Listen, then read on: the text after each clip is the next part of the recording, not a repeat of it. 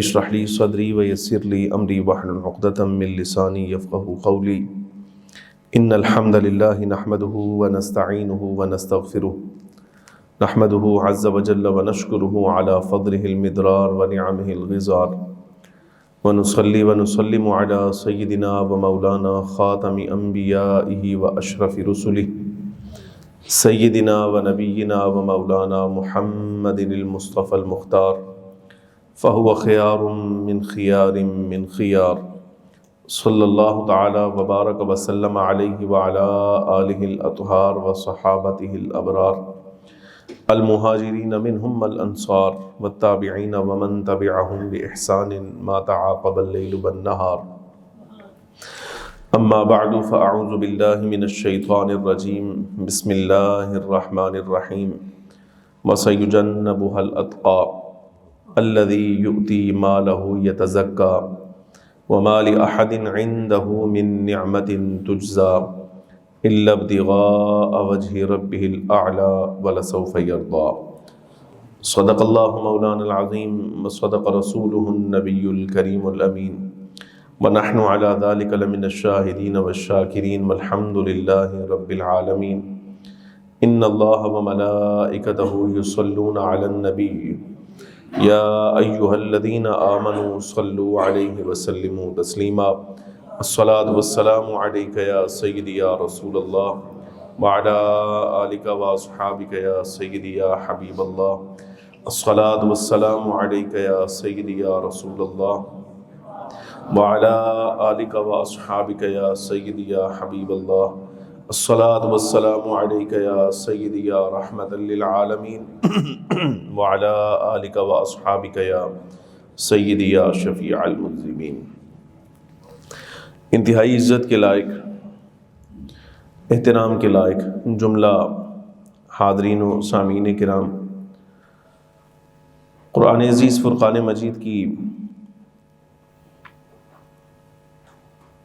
پارہ نمبر 30 سے کچھ آیات آپ کے سامنے تلاوت کی ہے۔ دعا فرمائیں اللہ تبارک و تعالی حق بیان کرنے کی توفیق عطا فرمائے، اور جو کچھ گزارشات معروضات آج کے عنوان کے حوالہ سے عرض کرنا چاہتا ہوں، مالک و مولا ہمیں اس کے مطابق اعتقاد رکھنے کی اور عمل کرنے کی بھی توفیق عطا فرمائے۔ گرامی قدر حاضرین، آج کی یہ نشست امیر المؤمنین خلیفۃ الرسول، خلیفہ راشد، شیخ الصحابہ، امام الصحابہ، حضور برنور سید العالمین صلی اللہ علیہ وبارک وسلم کے رفیق غار اور قیامت تک کے لیے آپ صلی اللہ علیہ وبارک وسلم کے رفیق مزار سیدنا ابو بکر صدیق رضی اللہ تعالی عنہ کی شان و عظمت اور آپ کی ذات والا صفات کو خراج عقیدت و محبت پیش کرنے کے لیے انعقاد پذیر ہے۔ مجھے محترم المقام عزت مآب جناب قاری صاحب نے حکم فرمایا میں آپ کے سامنے حاضر خدمت ہوں۔ دعا فرمائیے اللہ رب العالمین جل وعلا جو معروضات عرض کرنا چاہتا ہوں اخلاص اور صدق نیت کے ساتھ آپ تک پہنچانے کی توفیق عطا فرمائے، اور بیان کے بعد مجھ سمیت ہر شخص کو اس کے مطابق عمل کرنے کی بھی توفیق عطا فرمائے۔ گرامی قدر حاضرین، اللہ تبارک و تعالی قرآن عزیز میں ارشاد فرماتا ہے وَسَيُجَنَّبُهَا الْأَتْقَى، سورہ اللیل پارہ نمبر 30 سے۔ اس سورت کی ابتدائیہ میں اللہ تبارک و تعالی جل وعلا نے دو قسم کے انسانوں کا تذکرہ فرمایا۔ بعض وہ ہیں جو تصدیق کرنے والے ہیں اور شکر کرنے والے ہیں، بعض انکار کرنے والے ہیں۔ مضمون بیان کرنے کے بعد اللہ رب العالمین جل وعلا نے اس سورہ مبارکہ کی اختتامیہ پر یہ جملہ ارشاد فرمایا وَسَيُجَنَّبُهَا الْأَتْقَى، ان قریب جہنم سے بچا لیا جائے گا وہ جو سب سے بڑا متقی ہے۔ یہ سب سے بڑا متقی کون ہے؟ اللہ رب العالمین جل وعلا نے آگے اس کی وضاحت فرمائی۔ یہ سب سے بڑا متقی کائنات میں وہ ہے الذی یؤتی مالہ یتزکا، جو اپنا مال راہ خدا میں دیتا ہے تاکہ پاک ہو جائے۔ یہ اس کی پہلی علامت ہے۔ وَمَا لِأَحَدٍ عِندَهُ مِن نِعْمَةٍ تُجْزَى، یعنی راہ خدا میں جب وہ مال خرچ کرتا ہے، غلام آزاد کرتا ہے، وَمَا لِأَحَدٍ عِندَهُ مِن نِعْمَةٍ تُجْزَى، جن پر خرچ کر رہا ہے، کائنات میں کسی کا بھی اس پر احسان نہیں ہے کہ وہ اس کا بدلہ چکا رہا ہو۔ ہاں، یہ خرچ کرنا اس کا رب العالمین جل وعلا فرماتا ہے الا ابتغاء وجہ ربہ الاعلی، صرف اس لیے خرچ کرتا ہے تاکہ اپنے بلند اور بزرگی والے رب کو راضی کرے، صرف اس کی رضا چاہتا ہوا۔ رب العالمین جل وعلا ارشاد فرماتا ہے وَلَسَوْفَ يَرْضَىٰ، اور ضرور بالضرور ضرور بالضرور عن قریب وہ راضی ہو جائے گا۔ گرامی قدر حاضرین، ائمہ کرام کا اتفاق ہے، مفسرین کا اجماع ہے اس امر پر کہ ان آیات مبارکہ میں اللہ تبارک و تعالی جل وعلا جسے کائنات کا سب سے بڑا تقوی والا فرما رہا ہے، متقی فرما رہا ہے، یعنی وہ جو اپنا مال راہ خدا میں پاک ہونے کے لیے خرچ کرتا ہے اور جو غلاموں کو آزاد کرتا ہے، اس لیے نہیں کہ ان غلاموں کا اس پر کچھ احسان ہے۔ اب تعالیٰ فرماتا ہے کائنات میں سے کسی کا بھی اس پر کچھ احسان نہیں ہے، ہاں اس کا خرچ کرنا صرف اس لیے ہے تاکہ یہ اپنے رب کو راضی کرے، اور عن قریب وہ راضی ہو جائے گا۔ مفسرین کرام کا اس امر پر اتفاق ہے اور جمیع امت کا کہ یہاں اس الاتقاء سے مراد، سب سے بڑے متقی سے مراد، خلیفہ راشد حضرت امیر المؤمنین سیدنا ابو بکر صدیق رضی اللہ تعالی عنہ کی ذات والا صفات ہے۔ گرامی قدر حاضرین، کچھ آپ توجہ فرمائیں تو میں ایک باریک مسئلے کی طرف آپ کی توجہ دلانا چاہتا ہوں۔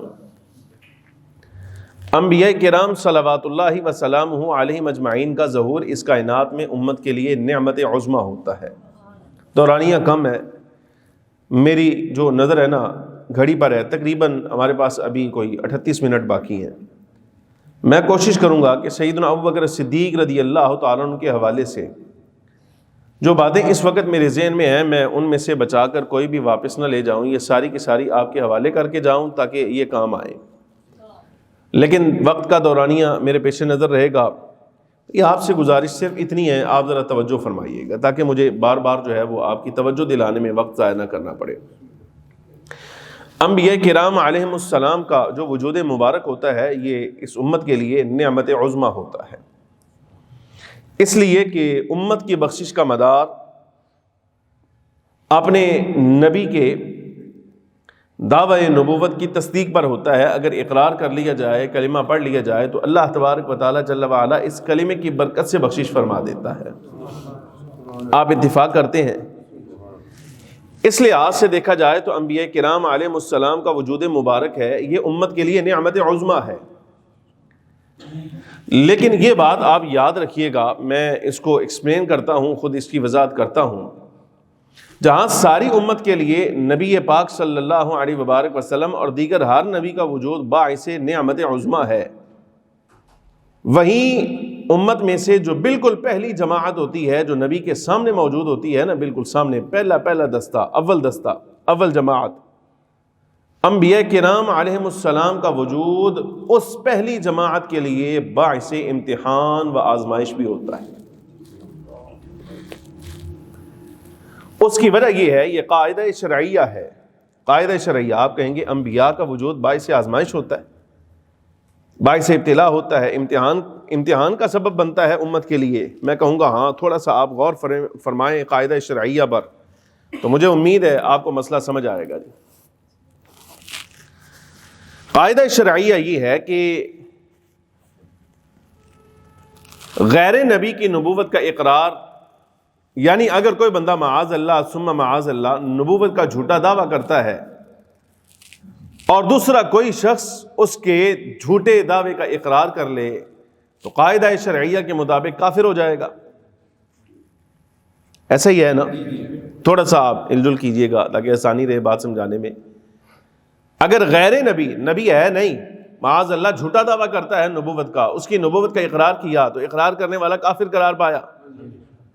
اور اسی طرح کی ایک احتیاط یہ ہے، اس کا مطلب یہ ہوا جو نبی نہیں ہے اگر وہ نبوت کا دعویٰ کرے تو اس کی نبوت کا، اس کے جھوٹے دعوے کا اقرار ہوتا نہیں، اگر کرے گا تو کافر ہو جائے گا. ساتھ ہی ساتھ اس قاعدے کا دوسرا جزیہ یہ ہے کہ جو نبی برحق ہو یا رسول برحق ہو تو نبی برحق اور رسول برحق کی رسالت یا نبوت کا اقرار نہیں کرے گا تب بھی کافر ہو جائے گا. ظاہر سمجھ آئی کہ نہیں آئی؟ بھائی جھوٹے کی جو دعویٰ ہے، جھوٹا دعویٰ ہے، اس کا اقرار کیا تب بھی کافر، سچے کی نبوت اور رسالت کا اقرار نہ کیا تب بھی کافر.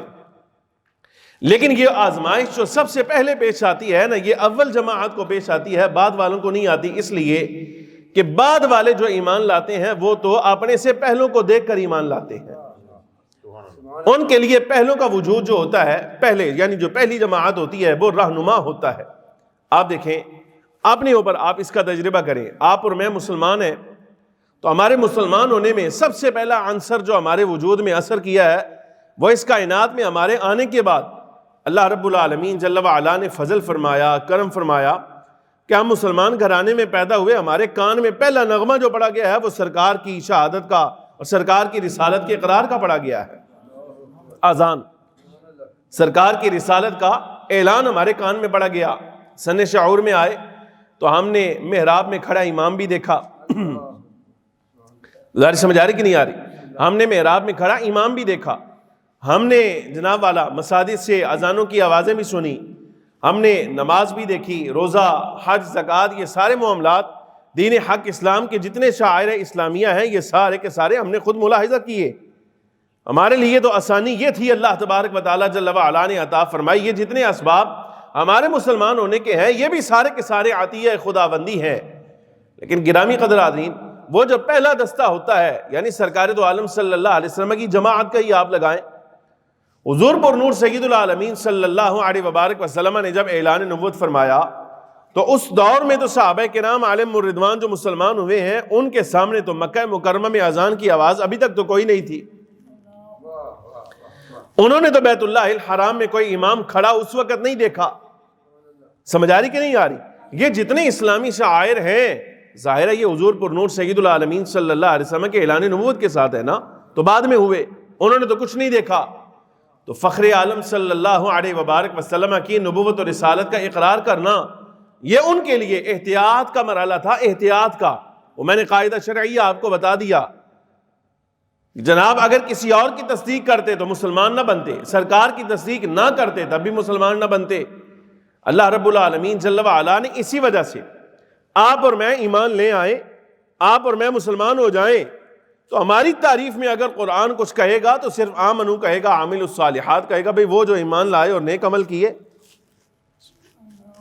اس سے زیادہ تعریف تو آپ کی اور میری قرآن عزیز میں اگر ہم تلاش کرنا چاہیں تو نہیں ملے گی. سمجھ آ رہی کہ نہیں آ رہی؟ چونکہ ہم اس امتحان، اس ابتلا اور آزمائش سے نہیں گزارے گئے جو پہلی جماعت گزاری گئی ہے. یہی وجہ ہے کہ امتحان چونکہ ان کا بڑا ہے، آزمائش چونکہ ان کی بڑی ہے. جب اس امتحان میں وہ کامیاب ہو جائیں پہلی جماعت تو اللہ تبارک و تعالیٰ جل وعلا بعد والوں کی ایسی تعریف نہیں فرماتا جیسی ان پہلوں کی تعریف فرماتا ہے. میں ایک مثال آپ کو قرآن عزیز سے پڑھتا ہوں. یا ایھا الذین آمنوا کونوا انصار اللہ، سورہ الصف 28واں پارہ. اے ایمان والو اللہ کے مددگار ہو جاؤ. اللہ کے مددگار یعنی اللہ کے دین کے مددگار ہو جاؤ. کما قال عیسی ابن مریم للحواریین من انصاری الی اللہ. لفظوں پہ غور کریں. جیسا کہ عیسیٰ ابن مریم نے اپنے حواریوں سے کہا، اپنے حواریوں سے عمومی طور پہ آپ قرآن عزیز پڑھیں. سیدنا عیسیٰ علیہ السلام کے جو امتی ہیں اللہ تبارک و تعالیٰ جل وعلا نے یعنی جو ان کی جماعت ہے ان کے لیے رب العالمین جل وعلا نے جو عمومی طور پہ قرآن شریف میں لفظ استعمال فرمایا ہے وہ حواری کا نہیں ہے، وہ نصارہ ہے یا نصرانی ہے۔ یا ایھا الذین آمنوا لا تتخذوا اليہود والنصارى اولیاء وقالت اليہود والنصارى نحن ابناء اللہ واحباؤہ، تو نصرانی کا لفظ استعمال کیا۔ لیکن آپ یہاں اس مقام پر استعمال آپ دیکھیں، ذرا غور فرمائیں، یہ 28ویں پارے میں، 3 پارے میں، 7ویں پارے میں بعض مقام ایسے ہیں جس میں کچھ لوگوں کو اللہ رب العالمین جل وعلا نے سیدنا عیسیٰ علیہ السلام کا حواری کہہ کر ارشاد فرمایا ہے۔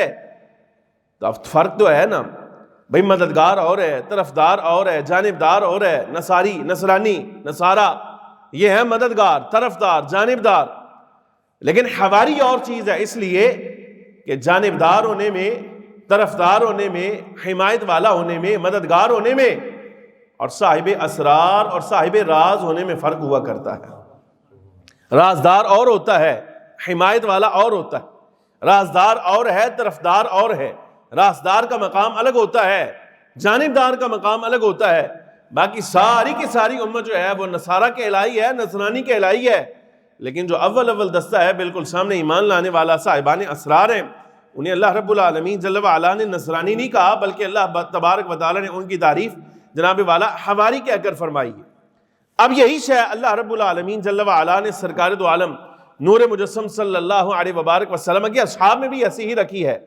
آپ اور میری تعریف آمنوا وعملوا الصالحات کے ساتھ کافی ہے، لیکن ان کے اعزاز کا خیال فرمائے، چونکہ وہ پہلی جماعت ہے، امتحان سے وہ گزرے ہیں، سرکار کا ساتھ انہوں نے دیا ہے، نبی علیہ السلام کا زمانہ انہوں نے پایا ہے، ہجرت کی مسافتیں انہوں نے کاٹی ہیں، انصار وہ قرار پائے ہیں، تو اللہ رب العالمین جل وعلا نے نرا آمنوا وعملوا الصالحات کہہ کر ہی ان کی تعریف نہیں فرمائی، بلکہ باری تعالیٰ جل وعلا ان کی تعریف فرماتا ہے والسابقون الاولون من المہاجرین والانصار، وہ نیکی میں سبقت کرنے والے، الاولون وہ پہلے آنے والے، انہیں رب العالمین جل وعلا نے پہلے آنے والا کہہ کر تعریف فرمائی ہے، چاہے وہ مہاجر ہیں یا انصاری ہیں، رب العالمین جل وعلا ان کی تعریف فرماتا ہے۔ اور تعریف بھی کیسی کہ ان کے سابق آنے سے، ان کے پہلے آنے سے، پہلے ایمان لانے سے، ان کی ہجرت کی وجہ سے اور جناب ان کے مددگار ہونے کے سبب سے رب العالمین جل وعلا انہیں جنتی بھی فرماتا ہے، اور خلود ان کے لیے ارشاد فرماتا ہے یہ دائماً جنتی ہیں۔ لیکن دائماً جنتی ہونے کے ساتھ ساتھ ایک ارشاد اللہ رب العالمین جل وعلا نے ان کے لیے ایسا کیا ہے کہ آپ اور میں آج تک اس کے لیے ترس رہے ہیں کہ معلوم نہیں ہمیں کب وہ ملے گا۔ وہ باری تعالیٰ جل وعلا نے ان کے لیے اسی وقت اعلان فرما دیا، وہ کیا ہے رب کو معلوم ہے، جنت ان کو مل جانی ہے، سرکار کے سنگی ہیں، حضور کے صحبت یافتہ ہیں، سرکار کے فیض یافتہ ہیں، جنت تو ان کو دینی ہی دینی ہے، اور کس کو دینی ہے اگر ان کو نہیں دینی؟ لیکن رب کو معلوم ہے ان کا مطمع نظر نرا جنت نہیں ہے، بلکہ ان کا مطمع نظر دیدار الہیہ ہے۔ رب العالمین جل وعلا نے ان کا اعزاز و ارشاد فرمایا ہے، نہ آپ کے لیے آیا ہے نہ میرے لیے آیا ہے، یہ فقط ان کے لیے ہے۔ وہ کیا؟ باری تعالیٰ جل وعلا جب ان کی تعریف فرماتا ہے ساتھ یہ جملہ کہتا ہے رضی اللہ عنہم ورضوا عنہ، اللہ ان سے راضی ہے، یہ اللہ سے راضی ہیں، اللہ ان سے راضی ہے، یہ اللہ سے راضی ہیں، اور ہے یہ اصل کامیابی جو اللہ تبارک و تعالیٰ جل وعلا نے ان کو عطا فرمانی ہے۔ گرامی قدر حاضرین، یہ ہے پہلے آنے والوں کی تعریف، جو ہم سے پہلے آئے ہیں وہ تعریف کے قابل ہیں۔ اب ایک جملہ آپ یہاں پر یہ سمجھ لیں کہ مثال کے طور پہ اگر نیکی میں سبقت لے جانے والا اتنا تعریف کے قابل ہے، پہلے آنے والا اتنا تعریف کے قابل ہے، اس کا زمانہ پہلے ہو اور سرکار کے دور میں آئے، رب العالمین جل وعلا اسے مہاجر فرماتا ہے، انصاری کہتا ہے، جنتی فرماتا ہے، اور اس کے لیے اپنی رضا کا اعلان فرماتا ہے، اور وہ اپنے رب سے راضی ہے، یہ بھی اعلان اللہ تبارک و تعالیٰ قرآن شریف میں فرماتا ہے کہ ساری کی ساری تعریف ہے اس جماعت کی جو پہلے آئی ہے، جو پہلے آئی ہے، چونکہ وہ پہلے آئی ہے اس لیے اس طرح کی تعریف کے قابل۔ تو میں پوچھنا صرف آپ سے یہ چاہتا ہوں، اتنا بتائیے جو جماعت پہلے آئے اللہ تبارک و تعالیٰ جل وعلا ان کی تعریف ایسی کرتا ہے، تو جو پہلے آنے والوں میں بھی سب سے پہلے آیا ہو اللہ تبارک و تعالیٰ کے ہاں، اس کی کتنی عزت ہوگی والا۔ ظاہر سمجھ آ رہی کہ نہیں آ رہی؟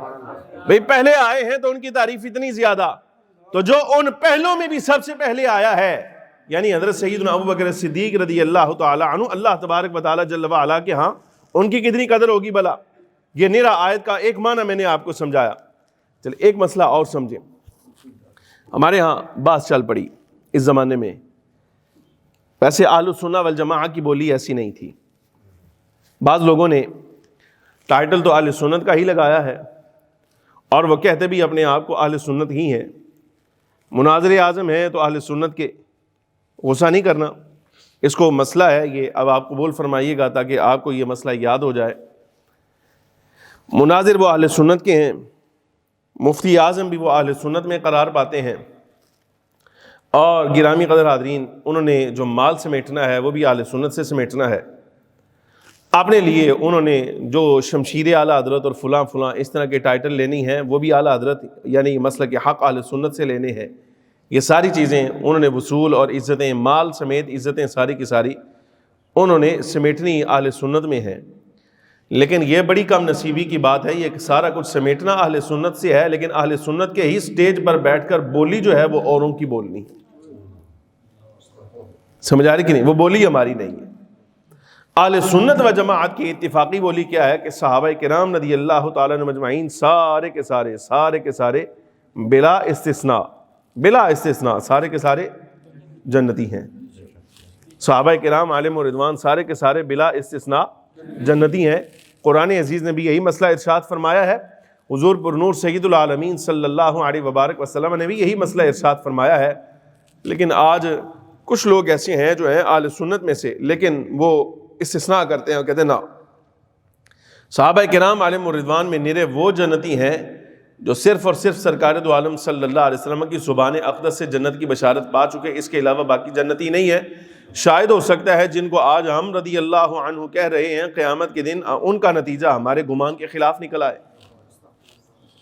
یہ بولی اہل سنت کی نہیں، یہ ان کے لفظ ہیں، یہ بولی اہل سنت کی نہیں ہے. گزارش میں نہیں سمجھ آ رہی کہ نہیں آ رہی؟ اب اس مسئلے کا حل ذرا آپ تھوڑا سا توجہ کے ساتھ، جیسے آپ نے یہ مسئلہ سیدنا صدیق اکبر رضی اللہ تعالیٰ عنہ والا سماعت فرمایا، یہ مسئلہ بھی سمجھیں. یہ بحمد اللہ تعالیٰ میرے مطالعہ کا نتیجہ ہے جو آپ کے سامنے عرض کرنے لگا ہوں. صحابہ کرام علیہم الرضوان ایمان لانے کے اعتبار سے تین قسم ہے. جب ہم پہلی قسم پر پہنچیں گے تو انشاءاللہ العزیز مسئلہ پھر سیدنا ابوبکر صدیق رضی اللہ تعالیٰ عنہ کی تعریف پر آ جائے گا. یہ ہے بڑی دلچسپ بات، اگر آپ توجہ فرمائیں تو پھر مجھے بڑی امید ہے انشاءاللہ تعالیٰ اس سے آپ کو فائدہ بھی ہوگا اور افاقہ بھی ہوگا. تین قسم کے ہیں صحابہ کرام علیہم الرضوان ایمان لانے کے اعتبار سے. تیسری کیٹیگری ہے، دوسری کیٹیگری ہے اور پہلی کیٹیگری. یہ میں تیسرے نمبر سے شروع کر رہا ہوں تاکہ اہمیت جو ہے وہ برقرار رہے. بعض صحابہ کرام علیہم الرضوان ایسے ہیں، سرکار دو عالم صلی اللہ علیہ وسلم نے اعلان نبوت فرمایا نا، گرامی قدر حاضرین وہ سرکار کی بارگاہ میں حاضر ہوئے، مسلمان ضرور ہوئے، مومن ہوئے، صحابی ضرور ہوئے، لیکن وہ ایمان لانے کے لیے انہوں نے شرط یہ رکھی کہ میرے آقا صلی اللہ علیہ وسلم سے معجزے کا مطالبہ کیا، حضور آپ کو معجزہ دکھائیں، معجزہ دکھائیں. مسئلہ سمجھے ذرا. ایک اعرابی آیا، فخر عالم صلی اللہ علیہ وبارک وسلم کی بارگاہ میں حاضر ہو کے عرض کیا، یا رسول اللہ میں مان جاؤں گا آپ اللہ کے برحق رسول ہیں، اگر یہ میری آستین میں جو گوہ موجود ہے نا یہ آپ کی رسالت کی گواہی دے دے. اور گوہ نکالی اور نکال کے حضور کے سامنے پھینکی. گوہ سمجھتے ہیں آپ؟ یہ بڑی چھپکلی ہوتی ہے. یہ وہ سرکار کے سامنے پھینکی. یا رسول اللہ اگر یہ آپ کی رسالت کی گواہی دے، نبوت کی گواہی دے تو میں مان جاؤں گا کہ آپ نبی برحق ہیں، رسول برحق ہیں. فخر عالم صلی اللہ علیہ وبارک وسلم نے کیا فرمایا؟ میرے آقا نے انکار نہیں فرمایا. آپ قرآن عزیز اٹھائیے، جن کے مقدر میں ایمان نہیں تھا اگر انہوں نے معجزے کا مطالبہ کیا ہے تو رب العالمین جل وعلا نے صاف انکار کیا ہے، محبوب ان کے لیے معجزہ نہیں. وَلَوْ أَنَّ قُرْآنًا سُيِّرَتْ بِهِ الْجِبَالُ أَوْ قُطِّعَتْ بِهِ الْأَرْضُ أَوْ كُلِّمَ بِهِ الْمَوْتَى بَلْ لِلَّهِ الْأَمْرُ جَمِيعًا. یہ لفظ اللہ تبارک و تعالی جل وعلا نے ان کے لیے ارشاد فرمائے ہیں جن کے خمیر میں قبول ایمان کی صلاحیت تھی ہی نہیں. رب العالمین جل وعلا فرماتا ہے یہ آ کے مطالبہ کرتے ہیں آپ سے، کلام ایسا لائیے کہ جس کے ذریعے پہاڑ چل پڑے، زمین شک ہو جائے، جب وہ کلام پڑھا جائے تو مردے زندہ ہو جائیں. اے محبوب کریم صلی اللہ علیہ وسلم اگر ہم آپ کو قرآن ایسا دے دیں تو یہ تب بھی ایمان نہیں لائیں گے. آپ 15واں پارہ پڑھیں، وہاں بھی رب العالمین جل وعلا نے وَيَسْأَلُونَكَ عَنِ الرُّوحِ کا جو رکوع کا اختتامیہ ہے یہ انہی لوگوں کے بارے میں ہے جو سرکار سے آ کر معجزے کا مطالبہ تو کرتے ہیں لیکن باری تعالیٰ جل وعلا فرماتا ہے کہ ہمارے کارخانے کی پروڈکٹ ہے، ہمیں پتہ ہے اس میں صلاحیت ہی کوئی نہیں ایمان قبول کرنے کی، اس لیے معجزہ ان کے لیے نہیں۔ لیکن کیا تعجب کی بات ہے، آپ یہ دیکھیے، ایک عربی آیا، دیہاتی ہے، اور جناب ایک گاؤں ایریے کا رہنے والا بندہ ہے، سرکار کے سامنے گو ڈالتا ہے اور عرض کرتا ہے کہ اگر یہ آپ کی رسالت کی گواہی دے تو میں ایمان لے آؤں گا۔ فخر عالم صلی اللہ علیہ وبارک وسلم نے اشارہ کیا تو نبی پاک صلی اللہ علیہ وسلم کے اشارہ کرنے سے فوراً وہ بے زبان جانور جو ہے فصیح عربی زبان میں بول کر کہہ رہا ہے میں گواہی دیتا ہوں یہ اللہ کے نبی برحق ہیں، یہ رسول برحق ہیں، وہ ایمان لے آیا۔ اب آپ ذرا فرق دیکھیں، جس میں قبول ایمان کی صلاحیت نہیں اس کے لیے معجزہ بھی نہیں، اور جس میں قبول ایمان کی صلاحیت ہے اگر وہ خرق عادت کا بھی مطالبہ کرے نا، اللہ بھی یہی فرماتا ہے، رسول بھی یہی فرماتا ہے، جو تیری زبان سے نکل گیا پورا کرتے ہیں تو کلمہ پڑھنے والا بن، بس ابھی کرتے ہیں پورا تو کلمہ پڑھ، انہوں نے کلمہ پڑھا۔ اب آپ یہ فرق دیکھیں، صحابہ کرام علیہم رضوان میں ایمان لانے کے اعتبار سے یہ تیسری کیٹیگری ہے، یعنی نیچے والا درجہ ہے۔ اور آپ یہ ملاحظہ فرمائیے گرامی قدر حاضرین، میں آپ سے بھی پوچھتا ہوں، آپ بھی بتائیے، آپ نماز پڑھتے ہیں، روزہ رکھتے ہیں، زکوٰۃ دیتے ہیں، حج کرتے ہیں، اس امید پر کرتے ہیں کہ اللہ تبارک و تعالیٰ جل وعلا آپ کا ایمان قبول فرمائے، عمل قبول فرمائے اور جنت میں داخل فرمائے؟ ایسا ہی ہے نا؟ یہ کیسے تعجب کی بات ہے، آپ یہ دیکھ لیں، آپ اور میں جنت میں داخل ہونے کے امیدوار ہیں، لیکن آپ کے مسلمان ہونے، میرے مسلمان ہونے کے لیے سرکار کا کوئی معجزہ تو ظاہر نہیں ہوا، چھاڑ دیو ہے نا۔ سمجھ آ رہی کہ نہیں آ رہی؟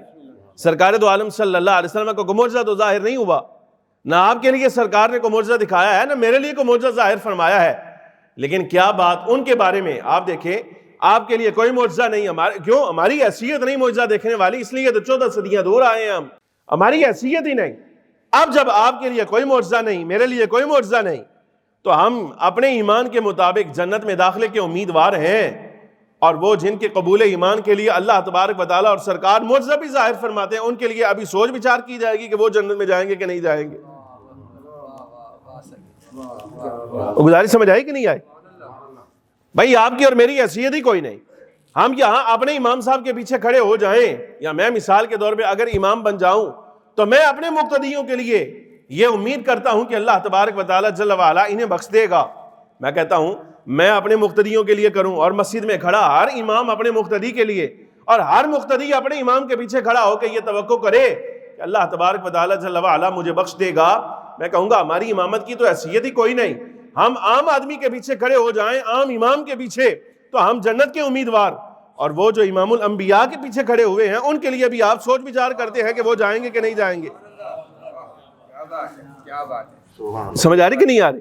ان کے لیے ابھی سوچ بچار ہے کہ معلوم نہیں، شاید ہو سکتا ہے وہ جائیں یا نہ جائیں۔ یہ کیسے تعجب کی بات ہے، آپ ملاحظہ فرمائیے، ذرا غور فرمائیے۔ ہم اپنے امام کے پیچھے کھڑے ہو جائیں تو ہمیں حکم یہ ہے نظریں نیچی ہونی چاہیے، اور وہ جو امام الانبیاء کے پیچھے کھڑے ہوئے ہیں ان سے پوچھا تمہاری نظریں کہاں ہوتی تھی نماز میں؟ وقت سرکار کی طرف۔ کتنا فرق ہے، گزارش سمجھ آ رہی کہ نہیں آ رہی؟ یہ بخاری کی روایت ہے نا، حضور فخر عالم صلی اللہ علیہ وبارک وسلم کے بارے میں پوچھا گیا، تابعین میں سے کسی نے پوچھا، کہا کہ حضور ظہر کی نماز میں یا عصر کی نماز میں، یعنی جو سری نمازیں ہیں ان میں حضور قرات فرماتے تھے؟ تو جس صحابی سے پوچھا انہوں نے کہا ہاں فرماتے تھے، ہاں جی حضور نماز میں قرات فرماتے تھے ظہر اور عصر میں۔ کہا تمہیں کیسے پتا چلا کہ سرکار قرات کرتے تھے؟ آواز تو آتی نہیں تھی۔ تو کہا کہ ہم نے سرکار دو عالم صلی اللہ علیہ وبارک وسلم کو نماز میں دیکھا ہے کہ حضور کی لحیہ مبارک حرکت کر رہی ہوتی تھی، داڑھی شریف۔ اب امام الانبیاء صلی اللہ علیہ وبارک وسلم کی جو مسجد شریف حضور کے زمانے میں تھی وہ اگرچہ اتنی وسیع نہ ہو جتنی یہاں ہے، اتنی چوڑائی اس کی نہ ہو مسجد نبی شریف کی، چلو یہ پلر جتنی لگاؤ اتنی ہی ہو، اگر مثال کے طور پہ اس پلر کے برابر پہلی صف میں کھڑا جو مقتدی ہے وہ گردن پھیر کر امام کی طرف دیکھے گا تو آپ کیا سمجھتے ہیں اس کے بارے میں کیا حکم لگے گا بعد میں؟ سمجھ آ رہی کہ نہیں؟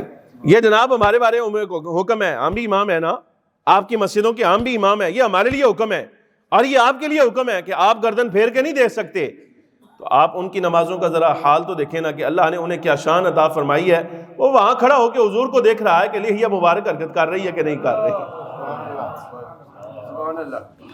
بھئی ہم جیسا امام ہو اور یا ہم جیسا ہی مقتدی ہو وہ اپنے امام کے پیچھے کھڑا ہو جائے وہ جنت کا امیدوار، اور وہ جو رب موسیٰ صلی اللہ علیہ وبارک وسلم کی قسم، آپ دیکھیں وہ جو حضرت موسیٰ علیہ السلام کا امام ہے، جناب سیدنا ابراہیم کا امام ہے، یعنی ہمارے آقا و مولا صلی اللہ علیہ وبارک وسلم، ان کی امامت میں نماز پڑھنے والے کے بارے میں ابھی آپ اور میں یہ سوچیں گے بھئی وہ جنت میں جائے گا کہ نہیں جائے گا؟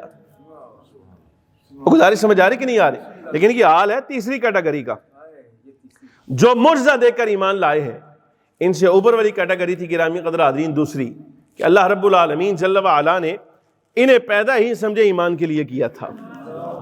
دوسری کیٹیگری، ان کی فطرت سلیم تھی، یعنی یہاں سرکار دو عالم صلی اللہ علیہ وسلم نے اعلان نبوت فرمایا اور سرکار کے بارے میں پتہ چلا کہ سرکار نبی برحق ہیں، رسول برحق ہیں، جیسے ہی اعلان پہنچا تو فخر عالم صلی اللہ علیہ وسلم کے ساتھ دامن وابستہ، سرکار کے دامن کے ساتھ وابستہ ہو گئے۔ کوئی پس و پیش ہمیں ملتا ہی نہیں ان کے بارے میں، کوئی معجزے کا مطالبہ، کوئی اور شے، کوئی سوال، کوئی جواب، نہ کوئی مسئلہ نہیں۔ سرکار پیر کے دن اعلان نبوت فرما رہے ہیں، پیر کے دن یہ حلقہ بگوش اسلام ہے، یہ مسلمان ہو گئے، سرکار کے دامن سے وابستہ ہو گئے۔ ان کی مثال پہلے آپ سمجھیں، پھر میں آپ کو ان کے نام بھی بتلا دیتا ہوں۔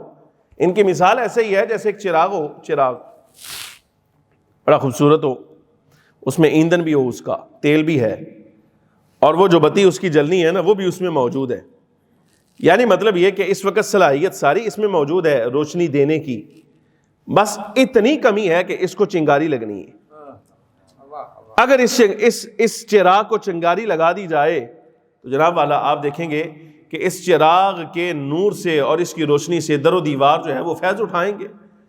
یہ جو دوسرے قسم کے صحابہ کرام علیہم رضوان ہیں نا، یہ وہ ہیں کہ آپ یہ سمجھیے کہ ظاہر باطن بھی ان کا تیار ہے، ہر لحاظ سے یہ بالکل تیار بیٹھے ہیں، فطرت ان کی سلیم ہے، یعنی ایسے پاک پیدا ہوئے ہیں، ایسے پاک، زمانہ جاہلیت کا کوئی حادثہ اور کوئی برائی ان کے قریب اللہ نے آنے ہی نہیں دی۔ زمانہ جاہلیت میں رہ کر بھی اللہ رب العالمین جل وعلا نے انہیں جاہلیت سے پاک رکھا۔ وہ دور جس میں شراب نوشی عام ہے، شراب ان کے قریب بھی نہیں آئی۔ وہ دور جس میں بدکاری عام ہے، انہوں نے بدکاری کرنا دور کی بات، کبھی سوچا بھی نہیں اس کے بارے میں۔ یہ وہ اصحاب ہیں جن کی فطرت ہی اللہ تبارک و تعالی جل وعلا نے سلیم پیدا فرمائی ہے۔ یہاں سرکار نے اعلان نبوت فرمایا، فوراً سرکار کے دامن نبوت میں یہ سایہ رحمت میں آ گئے۔ مثلا آپ دیکھیں نا، حضرت ام المؤمنین سیدہ خدیجہ کبریٰ رضی اللہ تعالی عنہا، کون سی دیر لگائی آپ نے ایمان قبول کرنے میں؟ مولا کائنات رضی اللہ تعالیٰ عنہ نے کون سی دیر لگائی؟ حضرت زید بن حارثہ نے کون سی دیر کی ہے؟ اور جناب والا سرکار کی چاروں بیٹیاں سیدہ زینب، سیدہ رقیہ، حضرت ام کلثوم اور بی بی صاحبہ سلام اللہ علی ابیہا و علیہا، یہ سرکار کی چاروں صاحبزادیوں کے بارے میں آپ سیرت ابن اسحاق سے شروع کریں اور آج کے دور تک آئیں، سیرت اور تاریخ کی کوئی کتاب اٹھا کر آپ دیکھیں کہ نبی پاک صلی اللہ علیہ وبارک وسلم نے اعلان نبوت کیا ہو اور سرکار کی بیٹیوں میں سے کسی نے کوئی وقت گزارا ہو ایمان لانے میں؟ کوئی وقت نہیں گزرا، فوراً سرکار دو عالم صلی اللہ علیہ وسلم کی نبوت کا اقرار کیا ہے، مسلمان ہو گئی ہیں۔ اب یہاں معجزے کا مطالبہ بھی نہیں ہے، بعد میں بھی ایسے کئی لوگ آئے ہیں، ایسا نہیں کہ جیسے یہ اعلان نبوت ہوا تو فوراً یہ سارے کے سارے ظاہر ہو گئے، نہ، جو دور دراز علاقے والے تھے وہ بعد میں آئے ہیں۔ مثلا حضرت ابو ذر غفاری ہیں، حضرت ابو درداء ہیں، یہ سارے، حضرت مقداد رضی اللہ تعالیٰ، سلمان فارسی، یہ وہ اصحاب ہیں جنہوں نے نبی پاک صلی اللہ علیہ وبارک وسلم سے کسی معجزے کا مطالبہ نہیں کیا، بس اللہ نے ان کی فطرت ایسی سلیم پیدا فرمائی تھی، سرکار کا اعلان نبوت ہوا، فوراً مسلمان ہو کر سرکار کے صحابی بن گئے۔ یہ دوسری کیٹیگری ہے ان کی۔ مثلا مدینہ منورہ میں حضور تشریف لائے نا، بڑی محبت والی بات ہے یہ، سرکار مدینہ تشریف لائے تو حضور فخر عالم نور مجسم صلی اللہ علیہ وبارک وسلم کی نبوت کی تفتیش کرنے کے لیے، تفتیش کرنے واسطے یہودیوں نے بھیجا عبداللہ بن سلام رضی اللہ تعالی عنہ کو۔ عبداللہ بن سلام بڑے عالم تھے اور عالم خاندان سے، علم والے خاندان سے تعلق رکھتے تھے۔ یہودیوں نے کہا عبداللہ تم جاؤ اور جا کر سرکار دو عالم صلی اللہ علیہ وبارک وسلم نبی آخر الزماں ہونے کا جو دعویٰ کرتے ہیں، جا کر ان سے تفتیش کرو، چونکہ تم عالم ہو، تم نے سابقہ کتابوں میں نشانیاں پڑھ رکھی ہیں، جاؤ تفتیش کر کے آؤ کہ واقعی یہ نبی آخر الزماں صلی اللہ علیہ وسلم ہے۔ یہودیوں نے بھیجا، حضرت عبداللہ بن سلام رضی اللہ تعالیٰ عنہ آئے، دور سے دیکھا، نرا دیکھا، گرامی قدر حاضرین، صرف دیکھا، کوئی مطالبہ نہیں، کوئی سوال نہیں، کوئی تورات انجیل زبور کی عبارت نہیں پڑھی اور کوئی امتحان نہیں، کچھ بھی نہیں کیا، فوراً سرکار کی بارگاہ میں حاضر ہوئے, ہاتھ آگے بڑھایا, یا رسول اللہ صلی اللہ علیہ وسلم مجھے کلمہ پڑھا, یہ اپنے دامن سے وابستہ کی دیے, فوراً مسلمان ہو گئے. اب جب مسلمان ہوئے تو آپ یہ دیکھیں نا کتنی پیار والی بات ہے, اندازہ فرمائیے جب واپس گئے نا تو یہودیوں نے پکڑ لیا, انہوں نے کہا اہی تنوں کلیا ہی تفتیش کر کے آ, اور تو مسلمان ہو کے آ گیا ہے, تفتیش تصدیق کچھ بھی نہیں کیا تو نے, اور فوراً تو مسلمان ہو گیا, کیسے, کیا دلیل تھی ان کے نبی ہونے پر؟ حضرت عبداللہ بن سلام رضی اللہ تعالیٰ نے جملہ کیا کہا تھا؟ آپ نے یہ تو نہیں فرمایا میں نے معجزہ مانگا تھا, آپ نے یہ تو نہیں فرمایا میں نے یہ عبادت پڑھی تھی, میں نے یہ سوال کیا تھا, میرے سوال کا جواب دیا اس لیے میں ان کو نبی رسول مانتا ہوں, نہ بلکہ آپ نے اتنی ہی بات کہی تھی ان کے یہودیوں سے جنہوں نے سوال کرنے کے لیے بھیجا, آپ نے فرمایا تم نے چہرہ نہیں دیکھا تھا حضور کا؟ اللہ یا رسول اللہ صلی اللہ علیہ وسلم, حق جارو یا علی یا غوث اعظم دستگیر پیر امام امداد یا رسول اللہ. گزارش سمجھ آئی کہ نہیں آئی؟ جی گزارش سمجھ آئی؟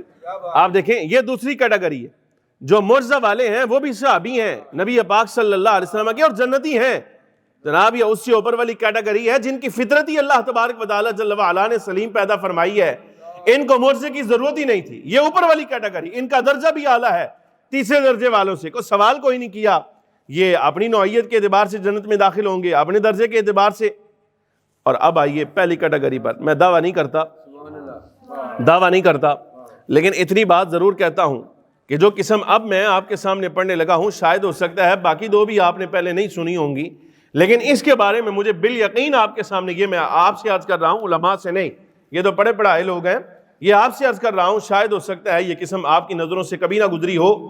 میں قسم بھی پڑھ دیتا ہوں, پھر اس کے بارے میں زیادہ تجسس نہیں کرتا, آپ کے بارے میں نام بھی آپ کو اس کا بتا دیتا ہوں یہ ہے کون بندہ. گرامی قدر حاضرین, بعض وہ ہیں جو معجزہ دیکھ کر ایمان لائے, بعض وہ ہیں جن کی فطرت سلیم تھی, اور بعض وہ ہیں یہ جو پہلی کیٹیگری ہے جناب والا, ایمان لانے کے اعتبار سے ایسی قسم ہو ہی کوئی نہیں سکتی جو اللہ نے ان کو عطا فرمائی ہے, پہلی کیٹیگری. اور اس پہلی کیٹیگری میں شامل ہونے والی جماعت کا فرد فرید پہلا وہ سیدنا ابوبکر صدیق رضی اللہ تعالی عنہ ہے, پہلا بندہ. اور وہ اسلام لانے کی کیٹیگری ہے کیا؟ حضرت کعب رضی اللہ تعالیٰ عنہ فرماتے ہیں سیدنا صدیق اکبر رضی اللہ تعالیٰ عنہ کے بارے میں, فرمایا توجہ, کان اسلام ابی بکر صدیق رضی اللہ تعالیٰ عنہ شبیہم بوحی من السماء, شبیہم بوحی من السماء. فرمایا یہ صحابی وہ ہے کہ اللہ تبارک و تعالیٰ جل وعلا نے ابھی سرکار کو اعلان نبوت کا حکم نہیں دیا تھا, ابھی اجازت عطا نہیں ہوئی تھی, ابھی جبریل نہیں آئے, سالوں سال باقی ہیں جبریل کے آنے میں اور سرکار کے اعلان نبوت میں. لیکن حضرت صدیق رضی اللہ تعالیٰ عنہ کو سالوں سال پہلے بتایا جا رہا ہے تمہارے آقا نبی آخر الزمان تشریف لانے والے ہیں, صدیق اللہ پسند ہی نہیں کرتا تیرے سے پہلے کو دوسرا ایمان لے آ.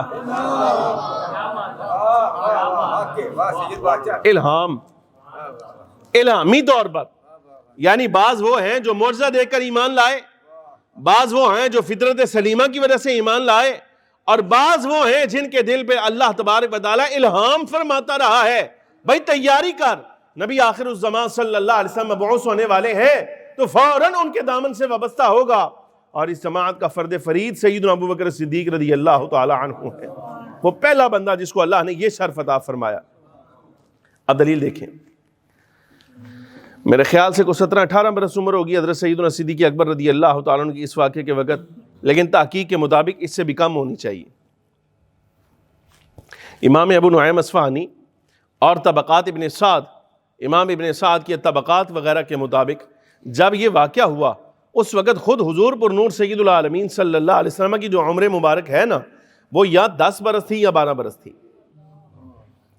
اب اس تحقیق کے لحاظ سے جب سرکار کی عمر مبارک, جب یہ واقعہ جو آپ کے سامنے پڑھنے لگا ہوں پیش آیا, اگر سرکار کی عمر مبارک 10 یا 12 برس ہے تو جناب والا حضرت سیدنا ابوبکر صدیق رضی اللہ تعالیٰ چونکہ ظاہری عمر میں بھی سرکار سے چھوٹے تھے. اے مفتیان علیہ لفظ نے یہ نہیں کہا کہ ظاہری عمر میں سرکار سے چھوٹے تھے, میں کہہ رہا ہوں ظاہری عمر میں بھی سرکار سے چھوٹے تھے, یعنی مقام مرتبہ میں بھی حضور سے نیچے ہیں, شان و عظمت میں بھی سرکار سے نیچے ہیں, اور عمر میں بھی, ظاہری عمر میں بھی یہ سرکار دو عالم صلی اللہ علیہ وبارک وسلم سے نیچے ہیں ظاہری عمر میں بھی. تو اس کے مطابق اگر 2.5 برس دیکھا جائے کم عمر ہے, اور یہ واقعہ سرکار کے ساتھ 10 برس کی عمر میں پیش آیا تو اس کے مطابق حضرت صدیق رضی اللہ تعالیٰ عنہ کی عمر 7.5 برس ہونی چاہیے جو آپ پڑھنے لگا ہوں آپ کے سامنے. اور اگر 12 برس سرکار کی عمر مبارک ہو ظاہری تو سیدنا ابوبکر صدیق رضی اللہ تعالیٰ عنہ کی عمر مبارک 9.5 سال ہونی چاہیے. اور واقعہ کیا ہے؟ واقعہ وہی بحیرہ راہ والا جو میلاد کے ایام میں آپ یہاں سن چکے ہیں کہ جب جناب ابو طالب کے ساتھ نبی پاک صلی اللہ علیہ وبارک وسلم ملک شام سفر پر گئے ہیں اور اس درخت کے نیچے حضور نے قیام فرمایا، بحیرہ راہب نے آ کر کہا تھا جناب ابو طالب سے یہ درخت سے نیچے بیٹھنے والی کون شخصیت ہے؟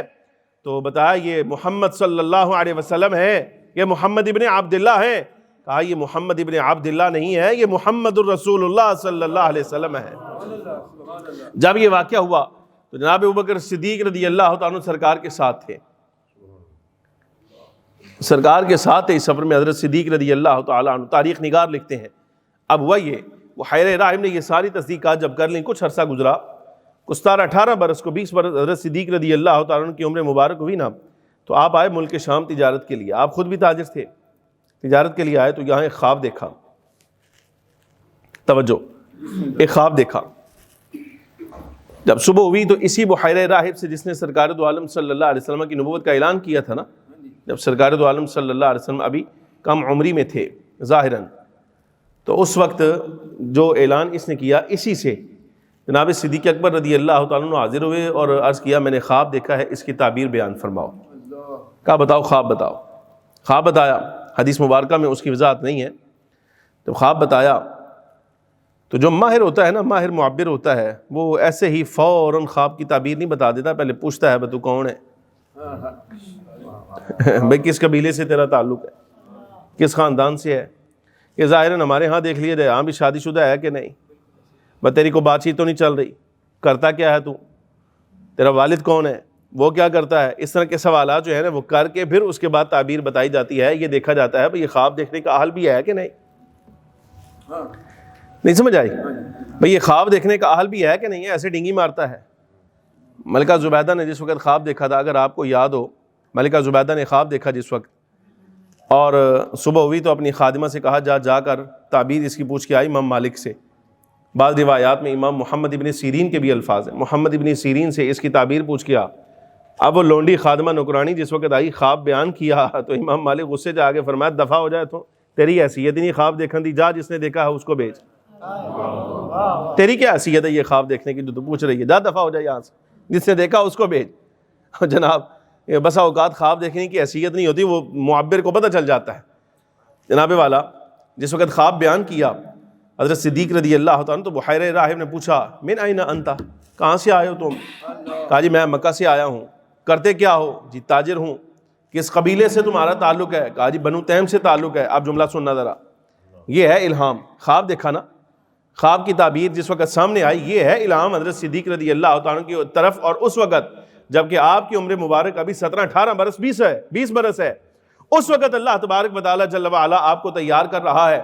بحیرہ راہب نے تعبیر کے لیے جملہ کہا تھا، کہا اے جوان اگر تیرا خواب سچا ہے تو تعبیر اس کی یہ ہے ان قریب نبی آخر الزمان صلی اللہ علیہ وسلم تمہاری قوم میں، تمہارے علاقے میں مبعوث ہونے والے ہیں. وہ وقت قریب آ گیا ہے جب سرکار اعلان نبوت کریں گے. اور اگر تیرا خواب سچا ہے تکون وزیرہ فی حیاتہ و خلیفتہ بعد موتہ صلی اللہ علیہ وسلم، اگر تیرا خواب سچا ہے تو پھر دیکھنا کہ تو سرکار دو عالم نبی آخر الزمان صلی اللہ علیہ وسلم کی حیات میں ان کا وزیر قرار پائے گا، اور جب سرکار کا وصال ہو جائے گا تو سرکار کے وصال ظاہری کے بعد تو ان کا خلیفہ قرار پائے گا. یہ الہام ہے، الہام کے ساتھ تیاری کروائی جا رہی ہے. حضرت صدیق رضی اللہ تعالیٰ عنہ، حدیث کے لفظ ہیں، آپ نے چھپایا یہاں پر، اظہار نہیں کیا اس کا کسی کے ساتھ. جب اظہار نہ کیا، موقع آیا، حضور پر نور سید العالمین صلی اللہ علیہ وبارک وسلم کو حکم ہوا اعلان نبوت کرنے کا. پیر کے دن سرکار نے اعلان نبوت کیا، فوراً حضرت صدیق اکبر رضی اللہ تعالی عنہ حاضر ہوئے اور عرض کیا مت دلیل علی ما تدعی، اے میرے رفیق، میرے حبیب، اے میرے ساتھ رہنے والی ذات والا صفات، ویسے ضرورت ہے کوئی نہیں، لیکن پھر بھی بتانا تو ہے نا کہ ہمارے صاحب ہیں کون. حضرت صدیق رضی اللہ تعالی عنہ کو معجزے کی ضرورت نہیں تھی، دلیل کی ضرورت نہیں تھی کہ سرکار سے تصدیق کروائی جاتی. تصدیق کی ضرورت نہیں، تصدیق تو سالوں سال پہلے کئی مرتبہ ہو چکی تھی، نام بھی بتا دیا گیا تھا سرکار کا. لیکن یہ بات والوں کو بتانے کی ضرورت تھی، صدیق کو موقع جانے ہی نہیں دیتا سرکار کی شانوں کا اظہار کا. سمجھ آ رہی کہ نہیں آ رہی؟ اچھا وہ پوچھا مت دلیل علی ما تدعی، کہ آپ کے دعوے نبوت کی تصدیق پر دلیل کیا ہے؟ نبی پاک صلی اللہ علیہ وبارک وسلم آپ نے ارشاد فرمایا صدیق کیا میرے نبی برحق ہونے کے لیے تیرے واسطے دلیل وہ خواب کافی نہیں جو ملک شام میں تو نے دیکھ لیا تھا اور تعبیر بحیرہ راہب نے بتائی تھی؟ تو فوراً نبی پاک صلی اللہ علیہ وبارک وسلم کے بغل گیر ہو گئے، سرکار کو گلے لگایا، سرکار کی پیشانی پر بوسہ دیا اور بوسہ دے کر ہاتھ بڑھا کے عرض کیا میں گواہی دیتا ہوں کہ اللہ کے سوا کوئی معبود نہیں ہے اور آپ اللہ کے رسول برحق ہیں، اللہ کے رسول برحق ہیں، اللہ کے رسول برحق ہیں. فوراً اسی لمحے نبی پاک صلی اللہ علیہ وبارک وسلم کے دامن کرم کے ساتھ وابستہ ہو گئے. یہ ہے الہامی کیفیت، معجزہ کے ساتھ ایمان لانے والے، فطرت سلیمہ کی وجہ سے ایمان لانے والے، اور یہ وہ جماعت ہے جنہیں اللہ تبارک و تعالیٰ جل وعلا نے الہام کے ساتھ سرکار دو عالم صلی اللہ علیہ وسلم کی طرف مائل کیا ہے کہ یہ ایمان لے آئیں. گرامی قدر حاضرین، یہ ہیں صحابہ کرام علیہم الرضوان کے 3 طریقے ایمان لانے کے. سمجھو عجب تمہید پوری ہوئی ہے. یہ ابھی حضرت سیدنا صدیق اکبر رضی اللہ تعالیٰ عنہ کے حوالے سے موضوع شروع ہوا ہے. برکت کے لیے چونکہ وقت پورا ہوا، صرف آدھا منٹ مجھے عنایت فرمائیں تو میں ایک حدیث آپ کے سامنے برکت کے لیے حضرت سیدنا صدیق اکبر رضی اللہ تعالیٰ عنہ کی فضائل پر پڑھ دوں تاکہ یہ بات بھی پوری ہو جائے. 5 صحابہ کرام اس کے راوی ہیں. عبداللہ بن حنطب اس کے راوی ہیں، عبداللہ بن عمرو بن عاص اس کے راوی ہیں، حضرت عبداللہ بن عباس اس کے راوی ہیں، جابر بن عبداللہ انصاری اس کے راوی ہیں، اور حضرت حذیفہ ابن یمان رضی اللہ تعالیٰ عنہ اس حدیث کے راوی. 5 صحابہ کرام. میں لفظ حضرت حذیفہ بن یمان کے پڑھنے لگا ہوں، صرف لفظ پڑھوں گا، بات ختم، مسئلہ سمجھ آ جائے گا. حضرت حذیفہ رضی اللہ تعالیٰ عنہ فرماتے ہیں نبی پاک صلی اللہ علیہ وبارک وسلم موجود تھے تو سرکار نے ارشاد فرمایا میرے اصحاب، میرا ارادہ بن رہا ہے، میں ارادہ کر رہا ہوں کہ جیسے سیدنا عیسیٰ ابن مریم علاقوں میں، مختلف علاقوں میں لوگوں کو بھیجا کرتے تھے نا آپ کے دین کا پرچار کرنے کے لیے، احکام سکھانے کے لیے، لوگوں کو دعوت حق دینے کے لیے، میرا نا ارادہ بن رہا ہے میں اپنے اصحاب میں سے کچھ ایسے لوگ جو ہیں نا مختلف شہروں میں بھیجوں تاکہ وہ جائیں وہاں جا کر لوگوں کو میرا دین بتلائیں اور احکام شریعت بتلائیں، اس کا اظہار کریں. اس پر بعض صحابہ کرام علیہم الرضوان نے عرض کیا، آج کہ یا رسول اللہ صلی اللہ علیہ وسلم، اٹھائے ہوں گے نا سرکار نے کو 2-4 بندے، ہاں بھی تم چلو، ہاں بھی تم چلو، ہاں بھی تم چلو مختلف شہروں کی طرف. تو کسی صحابی نے عرض کی یا رسول اللہ صلی اللہ علیہ وسلم آپ انہیں بھیج رہے ہیں، یہ جو آپ کے پہلو میں 2 بزرگ بیٹھے ہیں حضور آپ ان کو کیوں نہیں بھیجتے؟